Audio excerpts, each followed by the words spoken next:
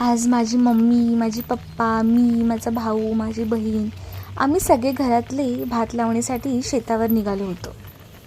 व शेतावर निघता निघता हा जो काही निसर्गरम्य वातावरण आहे तो तुमच्यासाठी मी कॅप्चर करून घेतला. मनाला मोहक आल्हाददायक असं वातावरण. किती सुंदर वाटेल ना गावाकडचं वातावरण.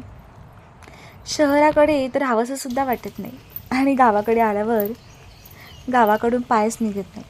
असं असतं गावाकडचं वातावरण. आणि हे तर माझं माहेरच आहे. त्यामुळे आता उद्या मला भात लावणी करून इथून घरी जायचं आहे. पण आता ह्या निसर्गरम्य वातावरणामध्ये माझं मन अटकलं आहे, तर पाय हे तिथून निघायलाच मागत नाही.